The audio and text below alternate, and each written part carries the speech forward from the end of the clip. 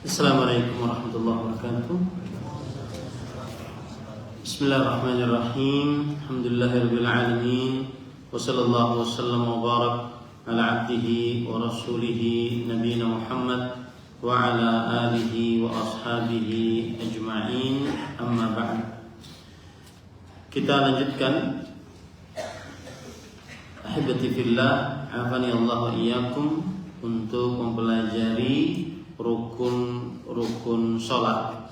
Tapi sebelumnya saya ingin meringkas tentang duduk tasyahud tadi yang sudah kita pelajari, yaitu bahwa duduk tasyahud atau tawarruk di dalam sholat, masalah ini adalah masalah khilafiyah klasik di antara para ulama dari mulai semenjak dahulu. Satu yang harus dipahami baik-baik, masalah khilafiyah klasik di antara para ulama. Jadi kalau memang terjadi perbedaan pendapat di zaman sekarang, maka kita katakan dari mulai dulu sudah terjadi khilaf. Jadi jangan sampai gontok-gontokan gara-gara itu, nggak mau salam gara-gara ente nggak tawaruk, ente nggak iftirosh. Yang iftiras masuk surga duluan, yang tawarruk enggak. Enggak ada urusan begitu. Ya. Kemudian yang kedua, mazhab Syafi'i dan mazhab Hambali sama-sama sepakat bahwa pada sholat yang memiliki dua tasyahud, tasyahud awal dan tasyahud akhir. Tasyahud awal duduknya iftiras, tasyahud akhir duduknya tawarruk. Ini sepakat mazhab Syafi'i dan mazhab Taib. Kemudian yang ketiga, titik khilafnya, titik perbedaan pendapatnya pada sholat yang hanya memiliki satu tasyahud, seperti sholat subuh, sholat Jumat, sholat witir 1 rakaat, sholat sunnah 2 rakaat. Maka mazhab Syafi'i berpendapat setiap tasyahud akhir dilakukan dengan duduk tawarruk. Mazhab apa? Syafi'i. Walaupun sholat itu hanya memiliki satu tasyahud. Dalil utama yang dipakai oleh mazhab Syafi'i adalah hadis Abu Humaid As-Sa'idi yang menyebutkan ketika Nabi Muhammad SAW duduk pada rakaat terakhir, beliau duduknya tawarruk. Ada kata-kata idza kana fir raq'atil akhir, kalau duduk di rakaat terakhir. Ini yang dipegang oleh mazhab Syafi'i. Rakaat terakhir, pokoknya setiap rakaat terakhir, mau dia 4 rakaat, 2 rakaat, tawarruk. Itu mazhab Syafi'i. Mazhab Hambali berpendapat bahwa pada sholat yang hanya memiliki satu tasyahud, duduknya adalah iftirash, bukan tawarruk. Menurut mereka, tawarruk hanya dilakukan pada tasyahud akhir dalam sholat yang memiliki 2 tasyahud, ya, agar berbeda antara tasyahud awal dengan tasyahud akhir. Dan mazhab Hambali lebih banyak dalilnya. Hadis Aisyah radhiyallahu anha, hadis Abdullah bin Zubair, hadis Wa'il bin Hujur. Hadis-hadis ini seluruhnya menunjukkan bahwa asal duduk dalam sholat adalah iftirash, kecuali jika ada dalil khusus yang memalingkannya dari tawarruk. Maka kesimpulannya para ikhwah, ini adalah permasalahan ijtihadiyah khilafiyah. Ijtihadiyah itu artinya apa? Semuanya mengeluarkan usaha untuk mengambil pendapat mana yang dia kuatkan. Khilafiyah terjadi perbedaan pendapat. Tidak boleh saling mencela dalam masalah ini. Masing-masing pendapat memiliki dalil. Meskipun kita dalam majelis ini menguatkan mazhab apa? Hambali, yaitu tasyahud awal atau tasyahud yang tunggal duduknya apa? Tasyahud akhir pada sholat 3 atau 4 rakaat duduknya apa? tawarruk. Dan terakhir, siapa saja yang duduknya tawarruk atau iftirash, yang sholatnya 2 rakaat, maka pendapat seluruh ulama mengatakan sholatnya sah. Nah, itu yang paling ingat. Maka seluruhnya sholatnya apa? Sah. Ya. Sudah selesai, puas sudah men? Karena sering banget ditanya masalah. Taib, sekarang yang ke-10 yaitu tumakninah di dalam rukun, di dalam semua rukun. Para ikhwah yang dirahmati oleh Allah Subhanahu wa taala, tumakninah di dalam sholat adalah rukun sholat. Dan ini mazhab Syafi'i, mazhab Hambali, dan salah satu pendapat dari mazhab Maliki. Dan dinukilkan ijma' atasnya. Saya bacakan perkataan dari Syekhul Islam Ibnu Taimiyah rahimahullah. Beliau mengatakan begini: at-tuma'ninatu fis salati wajibatun wa tarikuha musibun bittifaqil a'immah. Tumakninah di dalam salat wajib, yaitu rukun. Dan meninggalkan tumakninah adalah perbuatan yang buruk di dalam sholat dengan kesepakatan para imam. Ini disebutkan di dalam kitab Majmu' al-Fatawa. Jadi para ikhwan yang dirahmati oleh Allah, Imam Nawawi juga menukil demikian dalam kitabnya Al-Majmu' Syarh al-Muhadzab, bahwa tumakninah adalah rukun sholat. Dalilnya adalah hadis riwayat Bukhari. Dalilnya hadis riwayat Bukhari dari Zaid bin Wahab al-Juhani, bahwa ra'a Hudzaifah radhiyallahu anhu rajulan la yutimmu ar-ruku'a was-sujuda. Hudzaifah bin Yaman, sahabat Nabi radhiyallahu anhu, beliau melihat seorang yang sholat tidak menyempurnakan ruku' dan sujudnya. Maka beliau berkata, "Ma shallaita, engkau belum sholat." Karena tidak sempurna ruku' dan sujudnya, artinya terlalu cepat. Walau mitta ala ghairi fitrah allati fatara Allah Muhammadan sallallahu alaihi wasallam alaiha. Kalau engkau mati dalam keadaan begini, engkau mati bukan di atas fitrah, bukan di atas Islam, yang mana Allah Subhanahu wa taala memfitrahkan Nabi Muhammad sallallahu alaihi wasallam di atasnya.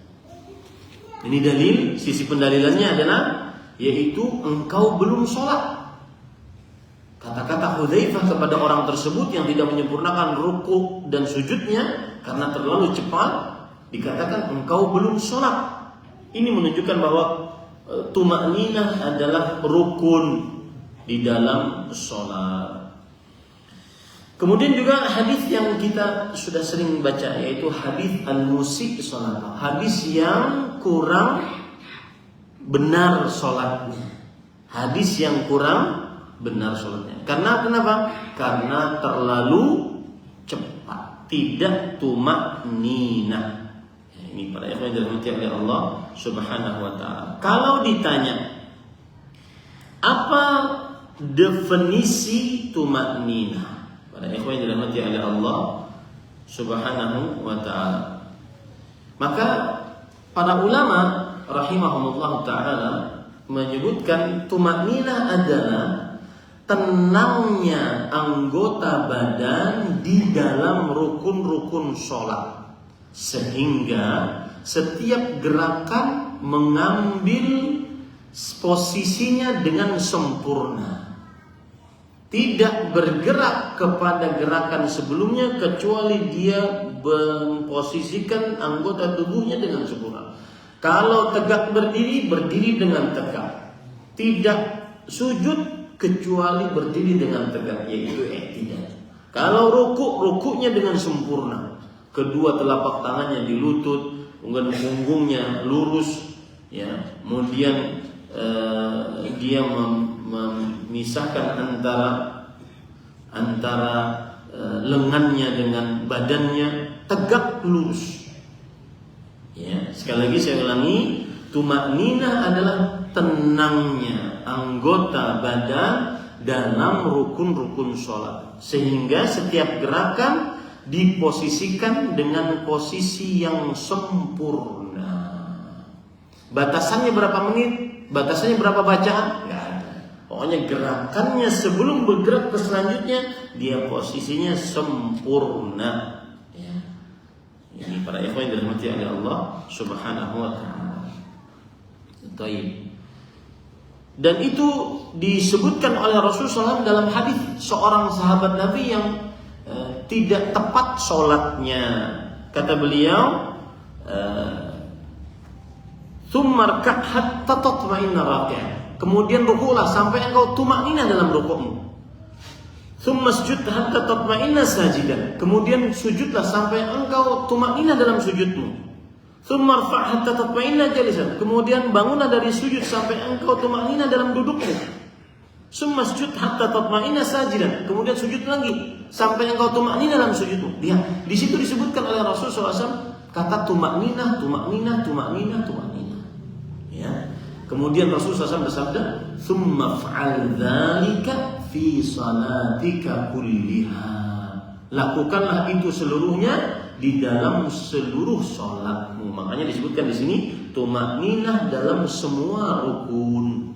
Nah, yang ke-11 yaitu melakukan rukun-rukun tersebut dengan tertib. Dan yang dimaksud dengan tertib adalah berurutan.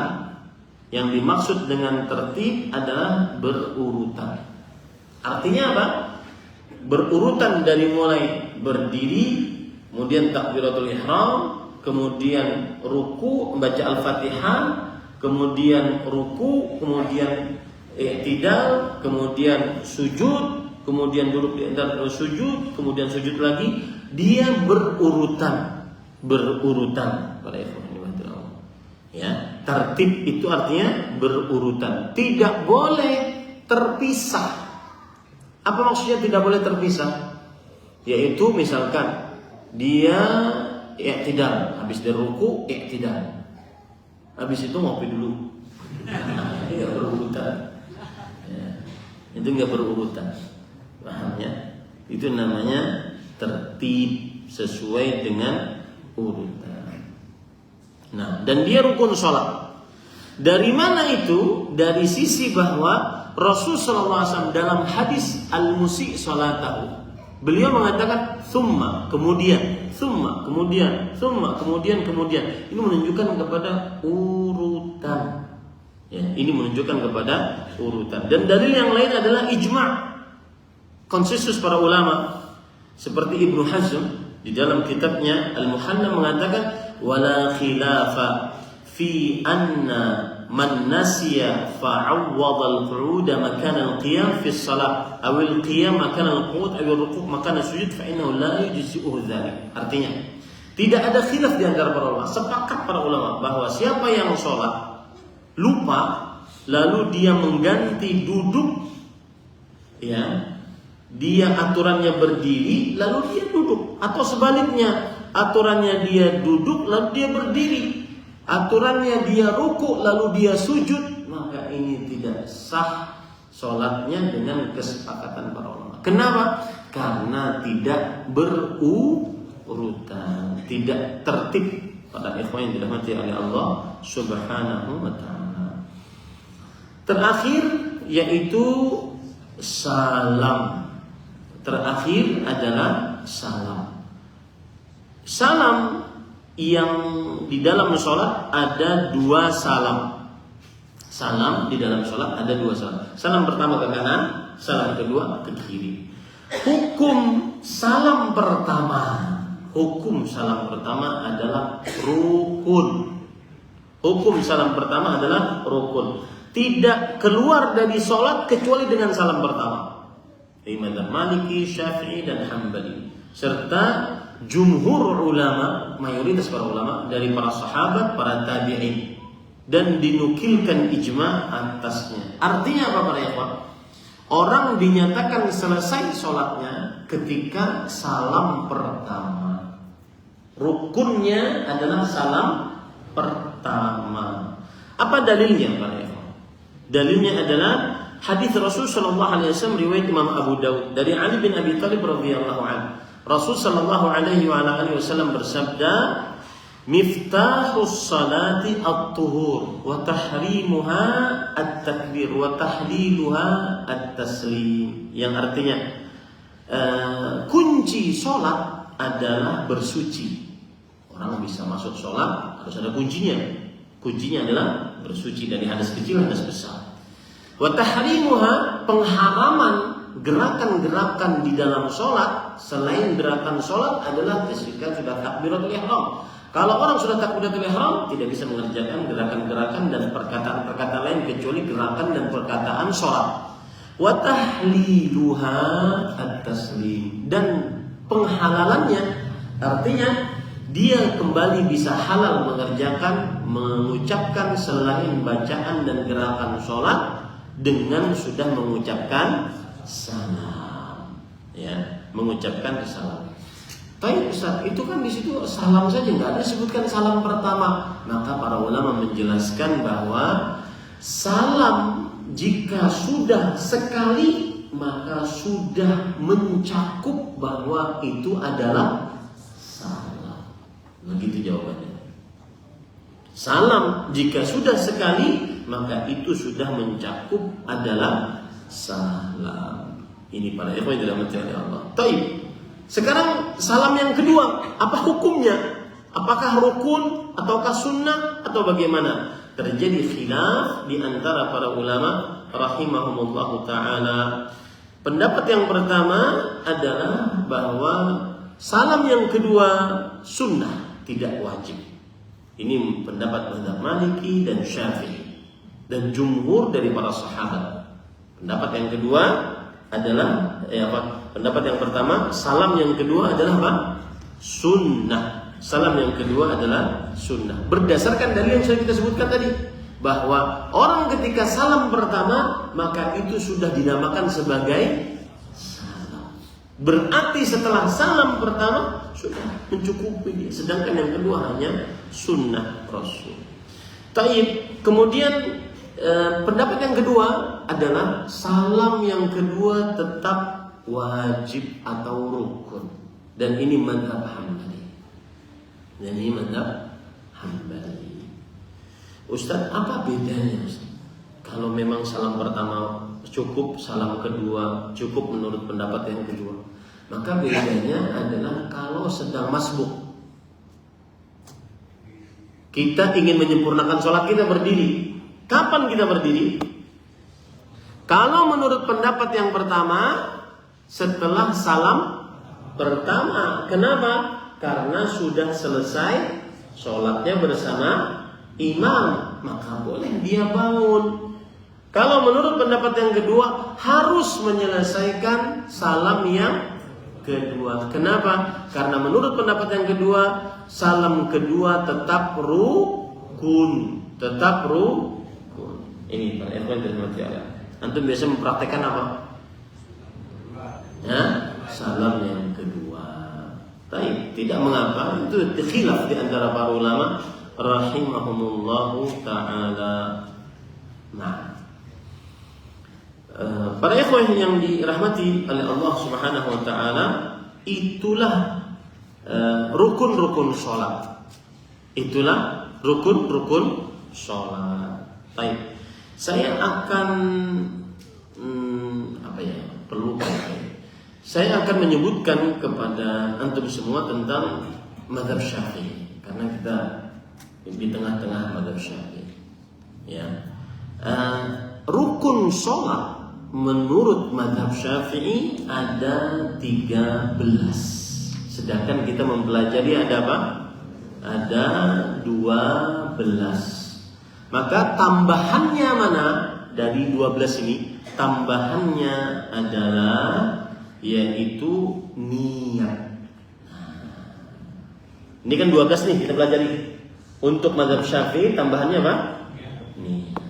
Begitu ya, para ikhwan yang dirahmati oleh Allah Subhanahu wa taala. Jadi kalau kita boleh hitung di dalam 12 ini, coba antum hitung. Mana yang gerakan? Satu, berdiri. Ya, kemudian apa? Ruku, gerakan. berdiri, kemudian ruku, kemudian i'tidal, bangun dari ruku, kemudian sujud, kemudian duduk di antara dua sujud, 5 sudah itu. Kemudian duduk tasyahud akhir 6. Kemudian tumakninah 7. Kemudian tertib. Berarti untuk rukun ada berapa gerakannya? 8 gerakan, bukan ucapan. Untuk rukun ada berapa gerakannya? 8, bukan ucapan. Adapun ucapan untuk rukun apa? Takbiratul ihram 1. Yang kedua membaca Al-Fatihah. Kemudian yang ketiga membaca doa tasyahud akhir. Yang keempat salam. Berarti 8 tambah 4 menjadi 12. Bisa dihafal itu. Jadi sudah mudah. Oh, gerakan ini, bacaan ini, jumlahnya 12. Kalau ditanya mazhab Syafi'i ada berapa? 13. Tambahannya Pak? Niat. Ustaz, kenapa kita tidak masukkan niat? Sudah saya jelaskan di awal, saya masih ingat.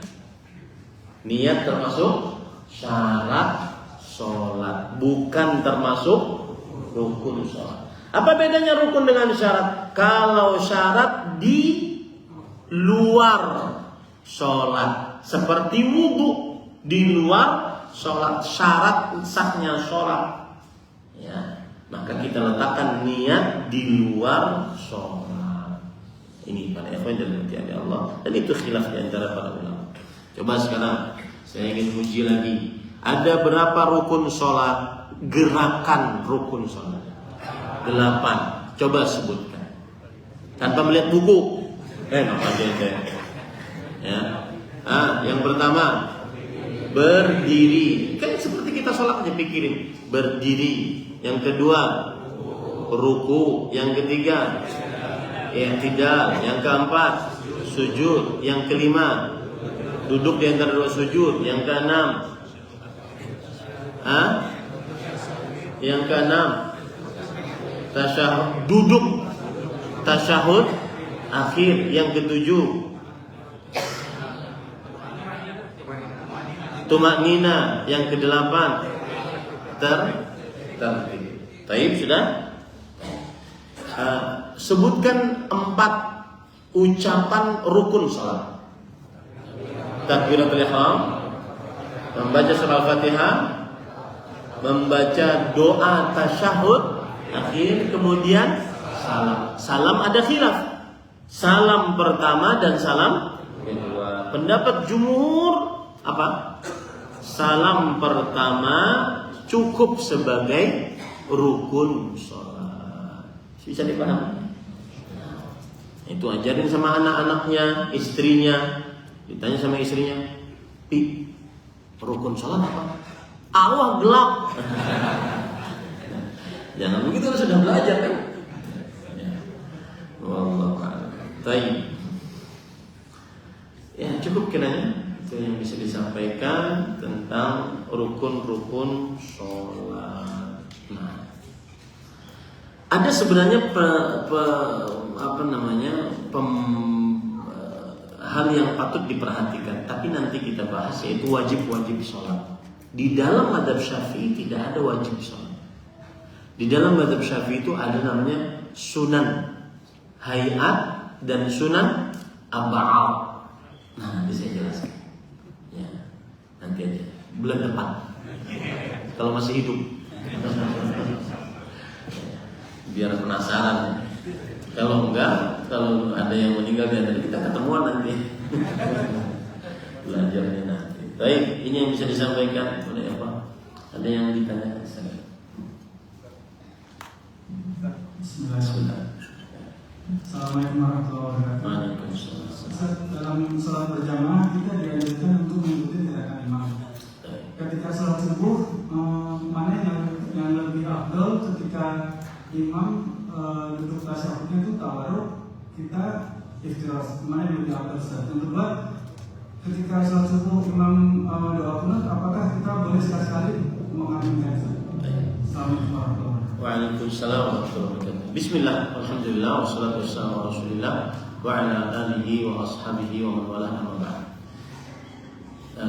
Fondasi dasar dalam permasalahan yang ditanyakan adalah hadis Rasul yang berbunyi innama ju'ilal imamu liyutamma bihi. Imam itu sesungguhnya dijadikan hanya untuk diikuti. Maka asal hukumnya mengikuti imam. Si makmum wajib mengikuti imam. Nah, sekarang kata-kata mengikuti, apakah dalam setiap gerak-geriknya yang sampai sedetil-detilnya? Jawabannya tidak. Tetapi mengikuti imam dalam gerakan besarnya. Tidak boleh imam sujud ente ruku.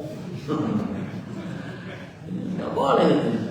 Kenapa? Karena tidak mengikuti imam dalam gerakan dasarnya, dalam gerakan besarnya. Itu yang dimaksud dalam hadis tersebut. Tidak boleh mendahului imam, tidak boleh terlalu akhir dari imam, tidak boleh bersamaan dengan imam, tetapi yang disyariatkan adalah mengikuti imam. Kata Rasulullah SAW, fa idza raka'a farka'u.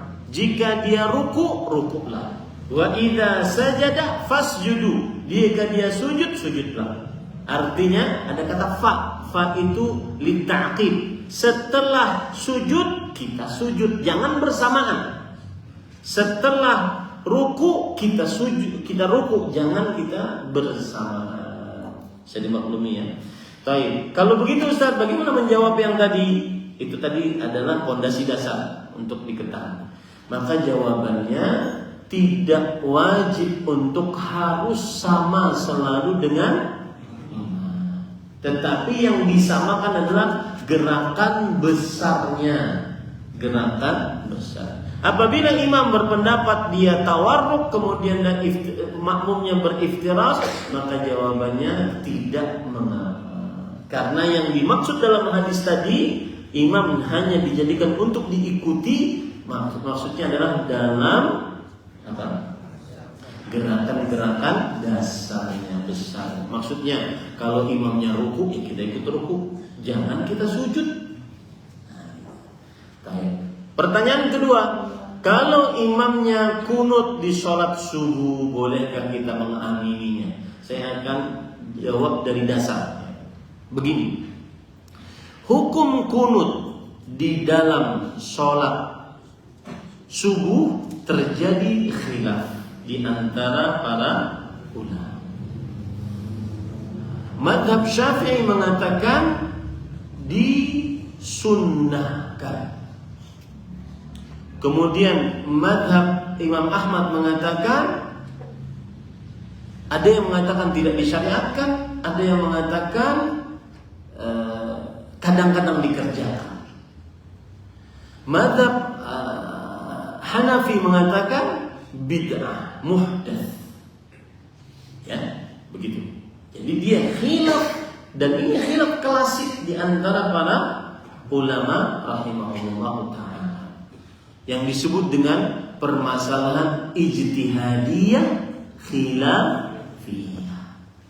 Ijtihadiyah artinya semua ahli fikih beristihad, berusaha mengambil pendapat, dan ini terjadi khilaf di antara para ulama. Baik. Sekarang kalau imamnya itu asal hukum kunut subuhnya, terjadi khilaf di antara. Dan kita menguatkan pendapat. Kenapa? Karena kita akan sholat. Kita mau tidak mau menguatkan pendapat. Taib. Bagaimana Ustaz cara menguatkan pendapat? Satu, jika Anda seorang alim, seorang ahli ijtihad, bahkan seorang penuntut ilmu, tugasmu adalah mempelajari masalah khilafiyah tadi, lalu kuatkan pendapat sebagaimana yang sudah dipelajari dan tidak keluar dari pendapat-pendapat ulama-ulama tadi. Paham? Tugasnya siapa itu? Orang alim, ahli ijtihad, penuntut ilmu yang bisa mempelajari perkataan para ulama, tentunya bisa bahasa Arab. Ya, tentunya paham nahwu, shorof, bukan hanya kaifa halak. Bukan hanya itu doang ya. Enggak. Tetapi paham usul fikih, paham usul fikih itu yang penting. Sedangkan kalau orang awam, tugasnya bagaimana? Kerjakan apa yang disebutkan oleh Allah dalam Al-Quran. Fas'alu ahla dzikri in kuntum la ta'lamun. Bertanyalah kepada orang berilmu. Dia pilih, Ustaz ini kayaknya ahli di bidang fikih. Saya tanya dan saya ambil pendapatnya sesuai yang dikuatkan oleh Ustaz itu. Begitu cara beragama. Yang ahli istihad, ahli ilmu, penuntut ilmu yang bisa membaca perkataan para ulama, mempelajari perkataan para ulama, dia wajib untuk mempelajarinya dan kemudian dia kuatkan sesuai dengan pendapat yang dia lihat kuat dari pendapat-pendapat para ulama. Jangan keluar dari sini. Sedangkan orang awam, maka dia bertanya kepada ahli ilmu agama dan dia mengambil pendapat yang dikuatkan ahli ilmu agama tersebut. Bisa dimaklumi ini para ikhwan. Kalau sudah demikian, maka bagaimana sikap kita kalau lagi sholat? Kalau lagi sholat subuh, imamnya kunut, sedangkan kita berpendapat, kalau saya penuntut ilmu atau ahli ilmu atau ahli istihad dan saya berpendapat, saya sudah pelajari, saya berpendapat bahwa kunut subuh setiap subuh adalah yang paling kuat pendapat mazhab Hanafi. Itu yang saya lebih condong kepadanya. Maka dia tidak mengikuti apa yang dilakukan oleh imam. Kenapa? Karena menurutnya itu adalah perbuatan bid'ah. Baik. Kalau seandainya Ustaz saya berpendapat bid'ah, tapi bolehkah saya ikut sebagaimana Imam Ahmad ikut? Maka jawabannya itu pun boleh. Itu pun boleh. Ya, begitu ya pada ikhwan yang dirahmati oleh Allah Subhanahu wa taala. Nah, yang saya ingin tegaskan di sini, perhatikan kaum muslimin. Dalam urusan kunut subuh ini, ya, saya sering banget dibully orang. Ini yang ngatain bid'ah kunut subuh. Satu Indonesia kunut subuh, ente dibid'ahkan oleh ente sendiri. Wah, pokoknya sumpah serapah terserah. Ya. Dimaafkan insyaallah sampai hari kiamat. Yang ingin saya tekankan dan ini nasihat pertama. Meskipun kita di tengah masyarakat yang bermadzhab Syafi'i, yang notabene berkunut subuh, tidak mengapa mengajarkan dan memberitahu kepada masyarakat mazhab-mazhab yang lain yang dia kuatkan. Tidak mengapa. Itu toh tidak keluar dari pendapat imam yang empat, bukan mazhab baru, bukan mazhab Wahabi, bro. Ya, subhanallah, susah amat sih. Ya, dua itu satu. Yang kedua, pada ikhwan yang dirahmati oleh Allah, apabila terjadi perbedaan pendapat ijtihadiyah, khilafiyah, bahkan dalam taraf satu mengatakan sunnah, satu mengatakan bid'ah, maka tidak mengapa, senang aja bro. Ya, kita tidak menyesatkan kamu pasti neraka, yang kunut subuh pasti neraka. Enggak berani seperti itu. Kita cuma ini amanah ilmiah bahwa kita lebih condong kepada pendapat bahwa kunut subuh menurut mazhab Hanafi dan saya lebih condong kepada pendapat itu adalah bid'ah. Meskipun ini sunnah Ustaz, ini bid'ah. Jangan dituduh kemudian ini orang dikit-dikit bid'ah, dikit-dikit bid'ah. Itu kayaknya nempel sama jidat saya kayaknya. Biarlah, enggak apa-apa ya. Kita mencintai seluruh kaum muslimin. Paham ini para ikhwan? Dua pondasi itu cara berpikir menghadapi masalah khilafiyah, ijtihad Apa tadi yang pertama? Bahwasanya yang mengatakan kunut subuh itu adalah bid'ah, salah satu pendapat mazhab fikih yang amal. Ya. Sehingga jangan dikatakan nuduh orang dikit-dikit bid'ah. Dia tidak keluar dari pendapat imam yang empat. Yang kedua, kalaupun terjadi khilafiyah istihadiyah dalam taraf sampai kepada yang satu sunnah, yang satu bid'ah, seperti antara Syekh bin Baz dan Syekh Al-Albani rahimahumullah. Syekh bin Baz mengatakan yang ini sunnah setelah ruku. Jadi sami'allahu liman hamidah. Sunnah menurut Syekh bin Baz. Kemudian Syekh Al-Albani rahimahullah mengatakan sami'allahu liman hamidah yang seperti ini bid'ah. Tapi apakah kemudian mereka berdua saling tuduh dikit-dikit bid'ah? Enggak. Jadi sebenarnya siapa sih yang lebih dewasa daripada dikit-dikit bid'ahnya? Gitu ya Pak. Cuma mungkin dulu-dulu ini yang bicara di hadapan antum, kalau pas lagi menjawab terlalu keras, bid'ah. Nah itu kita rubah sekarang. Ya, bid'ah. Puas lo, puas. Jadi seperti itu pada ikhwan yang dirahmati oleh Allah. Nah, pahamnya? Jadi Ustaz, jadi inti jawabannya apa? Kalau antum ingin jangan dikatakan sesekali kita mengamini, enggak, tetapi kuatkan pendapat. Tentunya setelah bertanya kepada orang ahli agama, kuatkan pendapat. Saya anggap Ustaz itu adalah bid'ah. Tetapi untuk mengikuti imam, saya lebih mengikuti pendapatnya Imam Ahmad. Saya mengikuti meskipun dianggap tidak disyariatkan. Jadi jangan sesekali Ustaz, enggak main-main. Ya, sesekali begini, sekali begini, enggak. Itu harus dikuatkan. Allah. Nah, di sini tadi, ya, silakan. Assalamualaikum warahmatullahi wabarakatuh. Waalaikumsalam. Ada rukun sholat ya, saya kira kan rukun sholat. Kenapa salam itu nggak termasuk rukun gerakan sholat? Karena kita juga melakukan gerakan ke kanan, ke kiri.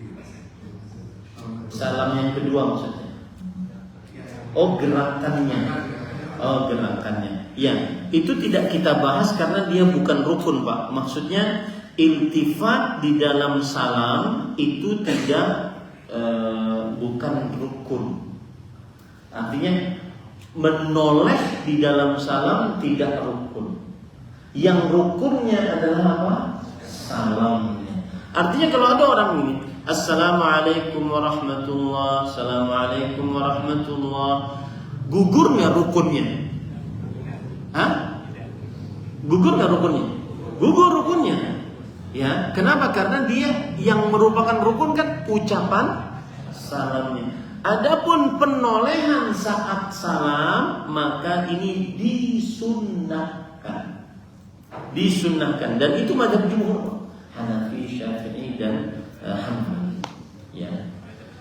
Nah, kenapa disebut rukun, disebut sunnah, tidak rukun? Karena Rasul Shallallahu Alaihi Wasallam bersabda tadi, wa tahliluhat taslim, penghalalan untuk bisa bergerak dan berucap selain gerakan dan ucapan sholat adalah mengucapkan salam, tidak ada penolehan. Taib, kenapa sunnah? Karena disebutkan dalam hadis riwayat Imam Muslim dari Sa'ad bin Abi Waqqas, kuntu ara Rasulullah SAW yusallimu an yamini wa an yasari hatta ara bayad khaddihi. Aku sering melihat Rasulullah SAW salam ke kanan, salam ke kiri, sampai aku lihat putih pipi Rasulullah SAW. Nah, ini tidak termasuk rukun, Pak. Ya, wallah. Silakan dari. Waalaikumsalam. Kasih ini.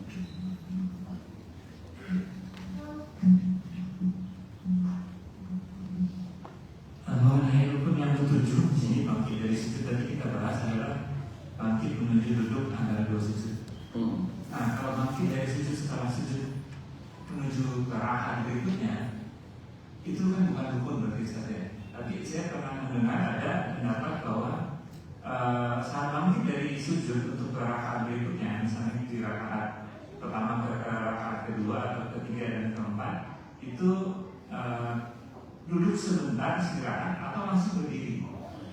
Nah, ini yang mana yang kira-kira lebih wajibnya?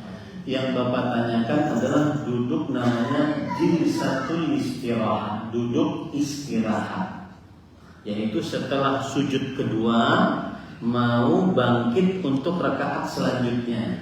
Bukan yang Bapak tanyakan adalah bangun dari sujud pertama untuk duduk di antara dua sujud. Betul pertanyaan? Bapak Ibu saudara-saudari yang dimuliakan oleh Allah, di dalam urusan duduk di antara dua sujud ada namanya duduk istirahat, ya. Duduk istirahat, julusut istirahat. Ini hukumnya adalah sunnah. Ini hukumnya adalah apa? Sunnah. Dan itu adalah pendapat jumhur, sunnah. Saya ulangi. Duduk istirahat menurut jumhur tidak disunnahkan. Jadi habis sujud langsung berdiri. Saya contohkan. Habis sujud, ya. Kemudian langsung berdiri untuk rakaat yang kedua atau untuk rakaat yang keempat. Menurut jumhur, duduk istirahat tidak disunnahkan. Artinya sujud kedua langsung berdiri. Siapa itu jumhur? Yaitu mazhab Hanafi, Maliki, dan Hambali. Dan salah satu pendapat dari mazhab Syafi'i.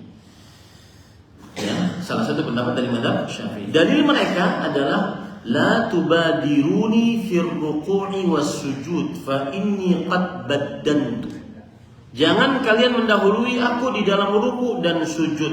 Sesungguhnya aku sudah mulai gemuk. Aku sudah mulai gemuk. Nah, ini pendapat yang pertama. Duduk istirahat tidak disunnahkan menurut jumhur. Pendapat yang kedua, duduk istirahat disunnahkan. Dan ini adalah pendapat dari mazhab Imam Syafi'i. Kemudian salah satu riwayat dari pendapatnya Imam Ahmad.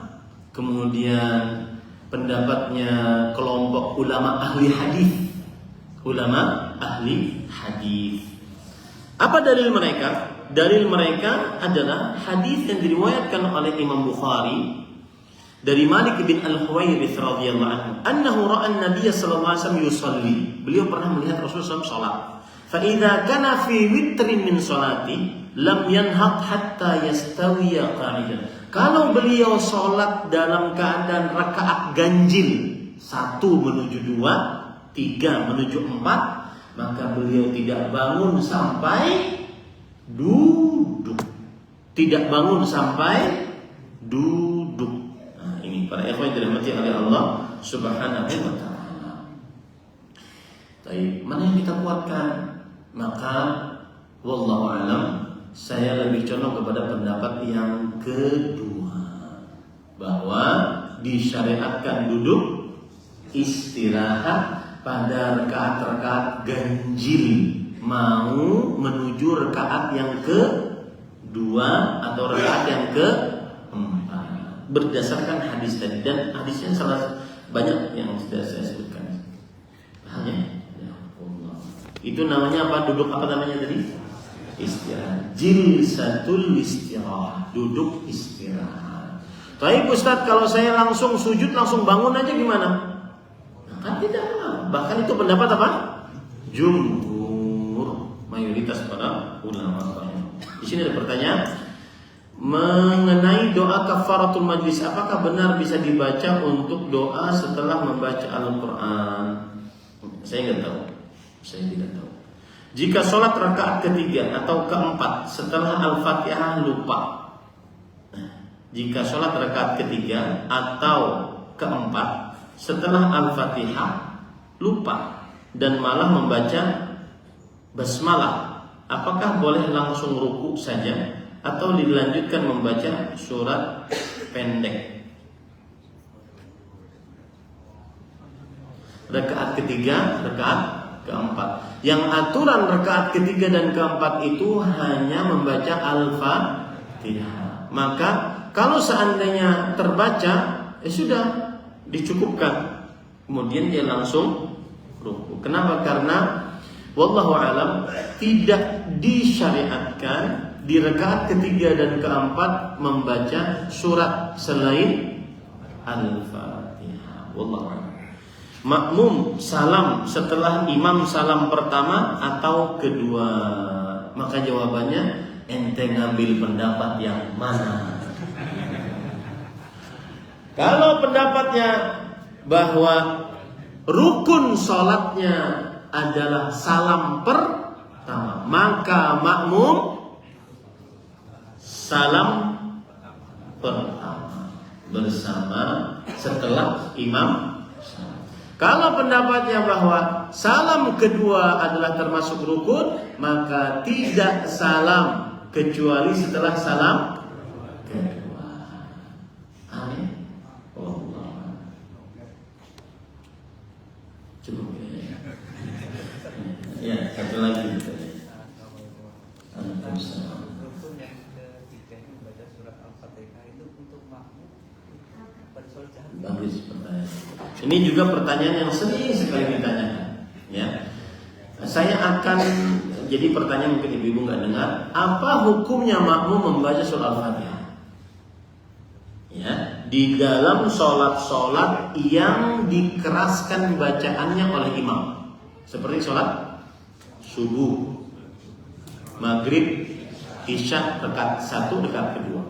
Baik. Kemudian Jumat rakaat 1, rakaat kedua. Ini enggak ada rakaat lagi mau buat. Baik. Saya akan dudukan permasalahan dulu. Hadisnya Rasulullah SAW bersabda, la salata liman lam yaqra bi Fatihatil kitab.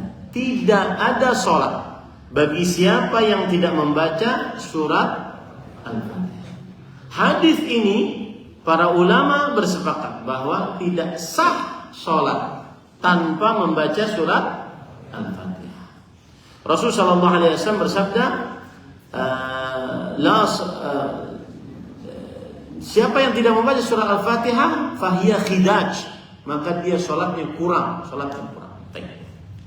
Kalau sudah dipahami itu, sekarang kalau begitu itu berlaku untuk orang yang sholat sendirian, maka dia tidak sah sholatnya kecuali di setiap rakaatnya dia baca surat Al-Fatihah.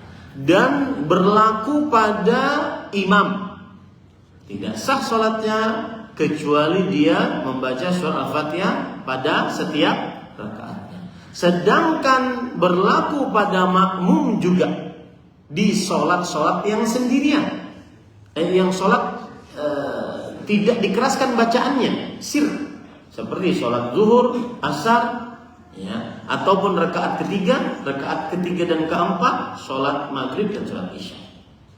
Nah, yang jadi khilaf di antara para ulama adalah sholat membaca surat Al-Fatihah bagi makmum pada sholat seperti sholat subuh, sholat maghrib, isya, rakaat pertama, rakaat kedua. Baik. Para ikhwah, terjadi khilaf di antara para ulama.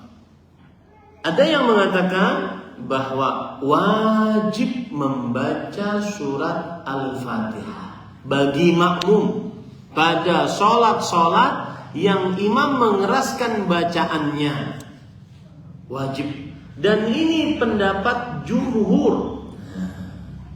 Ini pendapat apa? Jumhur, mayoritas para ulama, bahwa makmum meskipun di sholat yang imam mengeraskan bacaannya seperti subuh, Maghrib, isya rakaat pertama, rakaat kedua wajib tetap. Kenapa? Berdasarkan keumuman hadis awal tadi, tidak ada sholat bagi siapa yang tidak membaca surat Al-Fatihah. Dan ini hadis umum, tidak ada pembatasannya. Oh, kalau makmum imamnya suara keras tidak baca, belum ada begitu kata pendapat yang pertama. Pendapat yang kedua mengatakan makmum tidak membaca. Sebelum saya pendapat kedua, pendapat pertama ini nanti di antara mereka khilaf sendiri. Apa khilafnya? Kapan bacanya? Ada yang mengatakan ketika di tengah-tengah ayat, misalkan imam baca Alhamdulillahirabbil alamin, dia baca Alhamdulillahirabbil alamin. Ar-Rahmanir Rahim, dia baca Ar-Rahmanir. Di tengah-tengah ayat saat imam membaca. Ini pendapat pertama ya. Ada lagi yang mengatakan membacanya saat ghairil maghdubi alaihim waladdallin, kemudian amin, kemudian dia baca Al-Fatihah. Tentunya dua keadaan ini tidak menyamankan.